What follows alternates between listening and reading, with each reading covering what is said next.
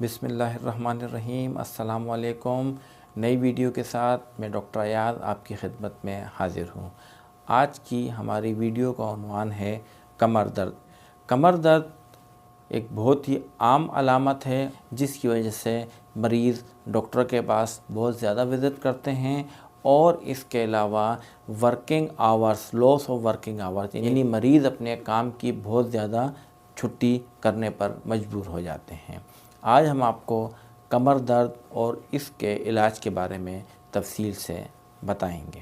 کمر درد ایک ایسی کیفیت ہے جس پر ہم گھریلو نسخوں پر عمل کر کے اور باڈی میکینکس کر کے بآسانی قابو پا سکتے ہیں۔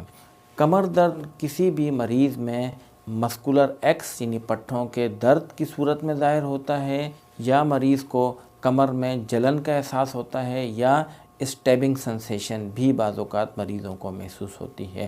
کمر درد بعض اوقات ہماری ٹانگوں میں پھیل جاتا ہے، اور اس کے علاوہ جھکنے سے، کمر کو ٹوسٹ کرنے سے، کھڑے ہونے سے اور چلنے سے بھی اس کی شدت میں اضافہ ہو سکتا ہے۔ سب سے اہم سوال یا سب سے اہم بات جو بہت سارے ہمارے سننے والوں نے ہم سے پوچھا ہے اور بہت سارے مریض مجھ سے دریافت کرتے ہیں کہ مریض کو کمر درد کے دوران کس صورت میں ڈاکٹر سے رابطہ کرنا چاہیے۔ جیسا کہ میں نے ابھی آپ کو بتایا ہے کہ کمر درد ایک بہت عام علامت ہے اور گھریلو نسخوں سے اس پر بآسانی قابو پایا جا سکتا ہے۔ بعض اوقات کمر درد کسی بھی ممکنہ بیماری کے باعث ہو سکتا ہے۔ اس وجہ سے کچھ ایسی علامات اگر مریض کے جسم میں ظاہر ہوں تو اس صورت میں مریض کو فوری طور پر ڈاکٹر سے رجوع کرنا چاہیے۔ ان علامات میں سب سے پہلے اگر مریض کا وزن کمر درد کے ساتھ کم ہو رہا ہے تو مریض کو فوراً ڈاکٹر سے رجوع کرنا چاہیے۔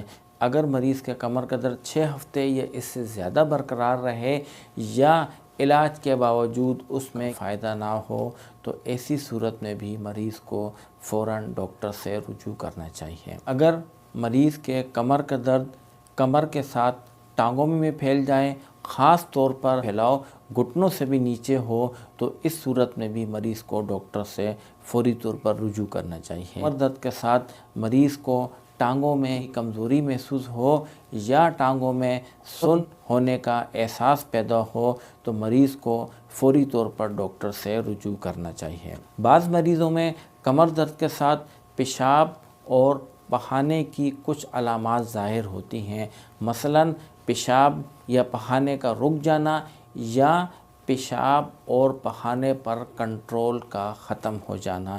ایسی صورت میں مریض کو فوری طور پر ڈاکٹر سے رابطہ کرنا چاہیے۔ مریض کو کمر درد کے ساتھ اگر بخار ہو رہا ہو تو اس صورت میں بھی مریض کو ڈاکٹر سے رجوع کرنا ضروری ہے۔ اگر کمر درد چوٹ لگنے کے بعد یا گرنے کے بعد ظاہر ہو تو اس صورت میں بھی مریض کو ڈاکٹر سے فوری رابطہ کرنا چاہیے۔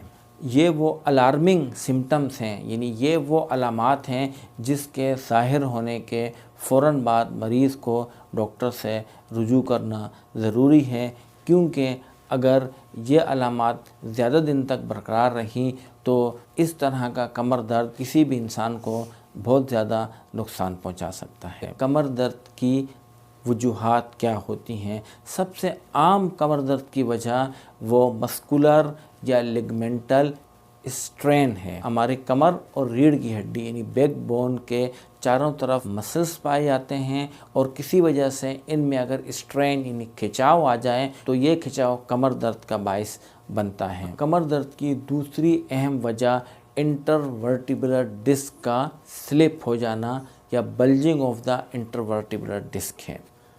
جیسا کہ آپ اس ماڈل میں دیکھ سکتے ہیں کہ اس میں ریڑھ کی ہڈی یعنی بیک بون کے 2 مہرے دکھائے گئے ہیں۔ ان 2 مہروں کے درمیان قدرتی طور پر ایک سافٹ ٹیشو یعنی ایک ڈسک پائی جاتی ہے یا ایک کشن پایا جاتا ہے جس کو انٹرورٹیبولر ڈسک کہتے ہیں۔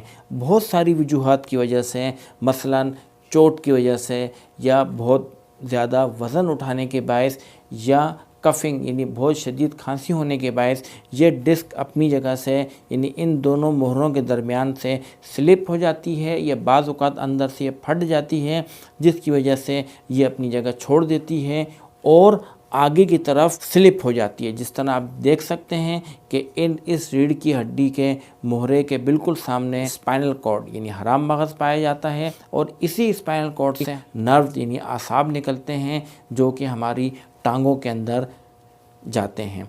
अगर ये डिस्क रीढ़ की हड्डी के मोहरों के दरमियान पाई जाने वाली डिस्क स्लिप हो जाए तो बाज़ औक़ात ये हमारे स्पाइनल कॉर्ड यानी हराम मगज़ को प्रेस करती है जो कि हमारी कमर और टांगों में दर्द का बायस बनती है और बाज़ औक़ात टांगों में कमज़ोरी और सुन्न होने का सबब भी बनती है। अगर ये डिस्क थोड़ी साइड पर स्लिप हो तो ये स्पाइनल कॉर्ड यानी हराम मगज़ से निकलने वाले आसाब यानी नर्व्स को दबाती है, उसे कंप्रेस करती है और ये नर्व हमारी टांगों के जिस हिस्से में भी जाती है तो दर्द वहाँ तक फैल जाता है और इस तरह डिस्क स्लिप होने के बायस हराम मगज़, स्पाइनल कॉर्ड या नर्व कंप्रेस होती हैं और इस तरह की कंप्रेशन ख़ास तौर पर स्पाइनल कॉर्ड की कंप्रेशन बाज़ औक़ात मुस्तकिल माजूरी का सबब भी बन सकती है। कमर दर्द की एक अहम वजह रीढ़ की हड्डी के मोहरों में आर्थराइटिस का पैदा होना है। जिस तरह कि आप देख सकते हैं इस मॉडल में रीढ़ की हड्डी के ये 2 मोहरे हैं तो बाज़ औक़ात इनमें पाई जाने वाला कुदरती गैप कम हो जाता है और रीढ़ की हड्डी के मोहरों के साइड से कुछ स्पाइक्स यानी कुछ नोकें बाहर निकल आती हैं जो कि इन आसाब को दबाती हैं, कंप्रेस करती हैं और इस तरह का कंप्रेशन, इस तरह का आर्थराइटिस जिसको हम degenerative changes of the spine कहते हैं और ये भी कमर दर्द यानी बैक एक की एक बहुत अहम वजह है। बैक बोन्स यानी रीढ़ की हड्डी में ऑस्टियोपोरोसिस यानी हड्डियों का भुरभुरापन पैदा होना भी कमर दर्द की एक बहुत अहम वजह है। अब मैं आपको वो रिस्क फैक्टर बताता हूँ जो कि किसी भी मरीज़ के अंदर मौजूद होने से कमर दर्द का इम्कान बहुत ज़्यादा बढ़ जाता है। इसमें सबसे अहम बढ़ती हुई उम्र है। ज़्यादा उम्र के अफराद, ख़ास तौर पर वो अफराद जिनकी उम्र 40 साल से ज़ायद हो, उनमें उम्र बढ़ने के साथ साथ कमर दर्द होने का इम्कान ज़्यादा होता है। वो अफराद जो कि एक्सरसाइज यानी जिस्मानी मुशक्क़त नहीं करते, उनके कमर के मसल्स कमज़ोर हो जाते हैं और जो कि दर्द का बायस बनते हैं। इसके अलावा वो अफराद जिनका वज़न ज़्यादा होता है, वो अफराद भी कमर दर्द का बहुत ज़्यादा शिकार होते हैं। कमर दर्द के रिस्क फैक्टर में इम्प्रॉपर लिफ्टिंग ऑफ वेट शामिल है। बाज़ अफराद इस तरह के काम करते हैं जिनमें उनको बार बार वज़न उठाना पड़ता है और वो अफराद वज़न उठाने का सही तरीका इस्तेमाल नहीं करते जिसके बायस से अफराद कमर दर्द का शिकार हो सकते हैं।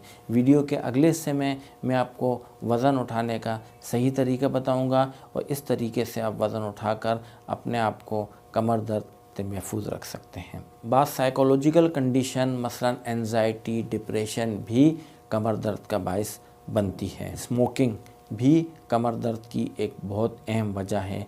स्मोकिंग करने वाले अफराद, ख़ास तौर पर वो अफराद जो कि बहुत अरसे से स्मोकिंग करते हैं, तो उनमें क्रोनिक कफ आम है जिसकी वजह से रीढ़ की हड्डी के मोहरों के दरमियान मौजूद डिस्क बाज़ औक़ात स्लिप हो जाती है या बाज़ औक़ात रप्चर हो जाती है, फट जाती है और ये कमर दर्द का सबब बन सकती है।